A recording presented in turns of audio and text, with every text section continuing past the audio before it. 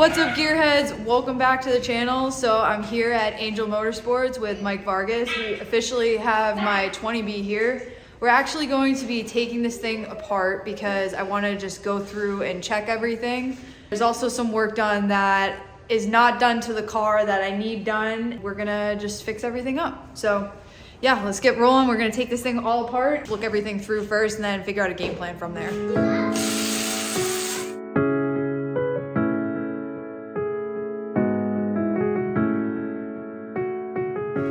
Rosie, what are you doing? Yep, there you are.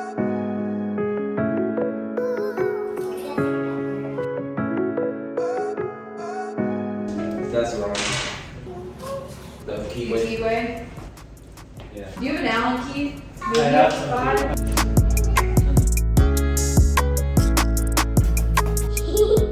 supposed to be angled. So this one right here is flat on the top, so it doesn't let the whole assembly get tightened how it's supposed to. So maybe that's why there was issues with the bearing support. So you see how much is sticking out? Yeah. So this is the correct one. See how it's angled on both sides? It's tapered. Yeah. That's how it's supposed to be. So we need to get one of these. Literally a piece of plastic. It's not even rubber. Wow.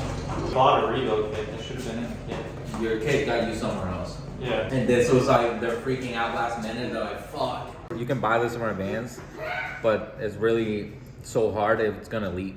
This is not rubber. No, that's Plastic. It literally has no flex to it. So it's missing the See nylon. where it should have been. So let me find it for you. It's supposed to have this there. Like With that. the O-ring? Yeah, With the O-ring. It keeps it in place. Yeah. If you don't have this, the O-ring's just there. It's just gonna float around. Yeah. And then you can argue that it has a metal gasket, but if it has a metal gasket, you don't run the O-ring because this O-ring's not being supported by anything. It will literally get sucked in and Cause the restriction. it'll cause the restriction somewhere. See, this gasket is designed to be flattened out right here on a flat surface.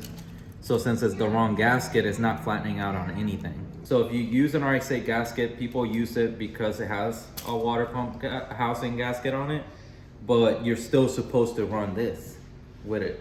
So it can bottom it out. Yeah, it can bottom it out on it.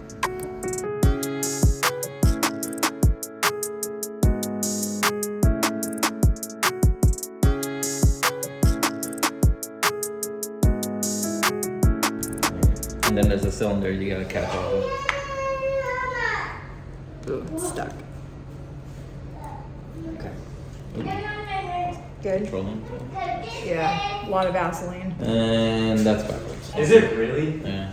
This dot shows that it points up, so it's supposed to be up. It really doesn't do anything, but this whole pump's been spinning this way, and being installed this way, it kind of throws it off a little bit. Yeah.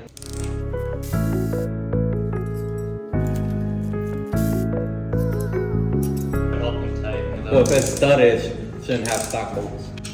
Obviously more than 7 bolts.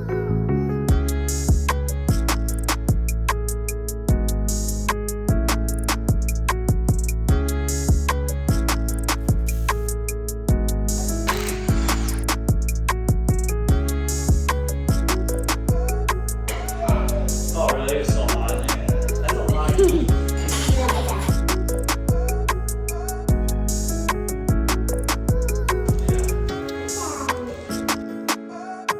Completely stripped out.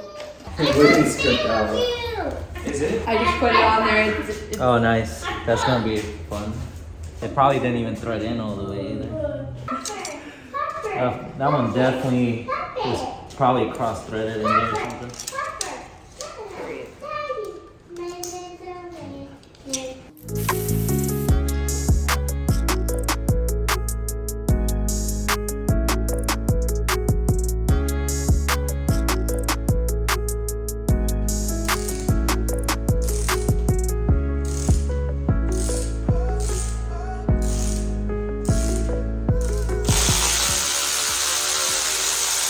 Crossthread.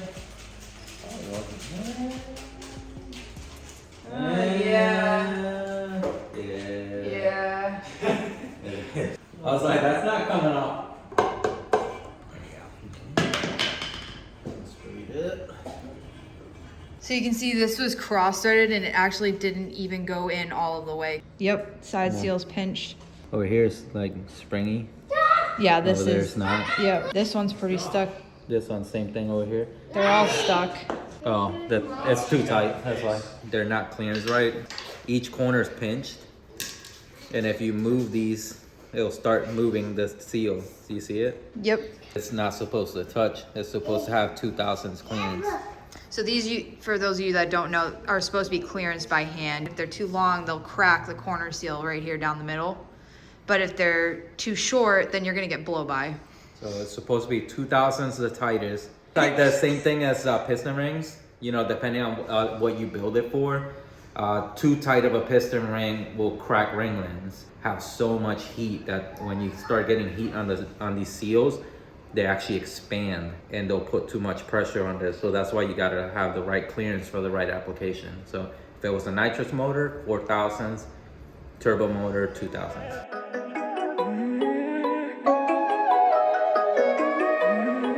That was easy. Yeah, Made it's that look easier when you don't use a pry bar. And a hammer.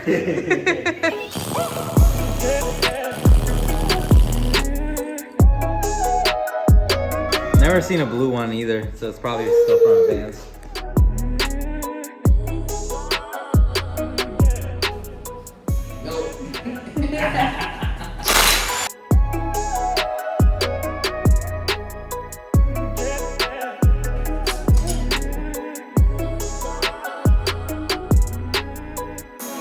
See, they're touching here, but they're not touching anywhere else, so they're not doing anything. Oh, God, thank you. Sweet. Is that thing cross-threaded? No, nothing straight, you know. He beats this shit in, pretty much. Who is BC? You stole his freaking. Oh, that's not you. Who's BC? We got an AL there. We got a BC over here.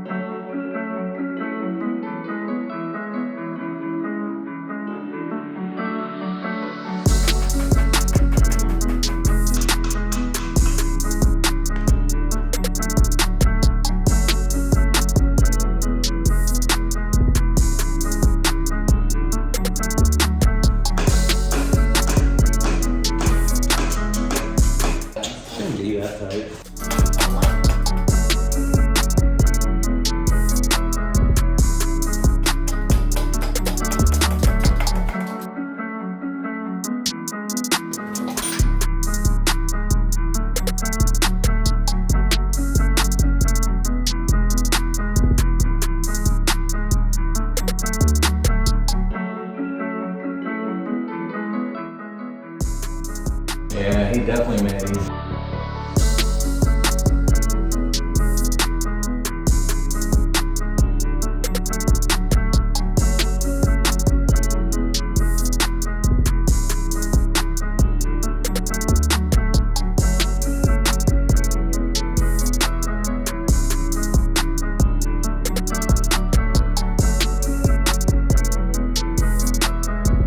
I can't even slide this out. It's dead pinched. I broke it. I could borderline pick this rotor up from the seal.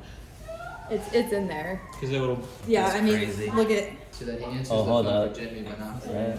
When they pressed the bearing, there was trash on the press. So when they were pressing the bearing in, it probably see pinched that it. dent? It's got a dent.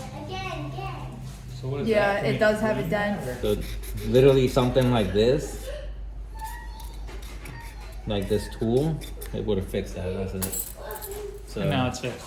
Just chuck it together. It's fine. It's only been here for 2.5 years. it would literally as soon as you started it, it would have had no compression on that face right there.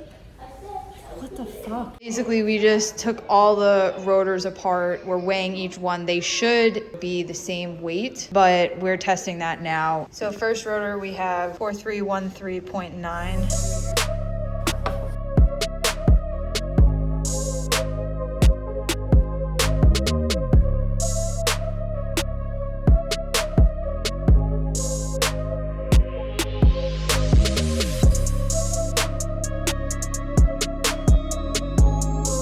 Yeah, that's pretty bad. Each rotor right now weighs different. by a couple grams. So each one of these bob weighs weight of the rotor. Those rotors are super light, and there should be a lot more weight removed out of this. That's why it's showing that it needs 37 grams. And 37 grams is a lot of weight. Yeah, I mean, I don't have a 1-inch drill bit because that's crazy, but a 1/2-inch one is throwing an error. It's that far off. It's not even close. It's like off. Very off. It's off. Throwing an error code. Yeah, even the back, it says I have to go 1 inch down to remove weight. And there isn't even an inch of material to take away. So we have to distribute it, like spread it out. It's not super bad over here. You can see it on the gauge. Yeah. Yeah, it's It's the just the front. end. So when you take it off the wrong way, like it will like bend it a little bit. The higher you rev it, the more it multiplies, like that, those grams. So at 10,000 RPM, it turns into almost 700 pounds of force. So what it does is this side of the bearing's good, right? But the side of the imbalance that is pushing starts pushing on the bearing, and it'll mess it up like that. It'll squeeze it out. So this was from an engine that was similar to that off. So it's pretty much not putting any pressure here and forcing 600 pounds this way. 700. So the front is 697 pounds of force on the bearing at 10,000, and the rear is 485. You won't notice stuff like this at idle because it's 1,000 RPM. It's only 6 pounds. TDC right there. I have to remove 37 grams, and it pretty much like right here, you can see a lot of weight got added and got welded shut. It's pretty much telling me, hey, this weight wasn't supposed to be added here. You have to take it back out. And then in the rear is this one, TDC there, and it wants me to remove 20 grams off the rear. Way off, way off. No comment. Yeah, I really can't believe that. Oh.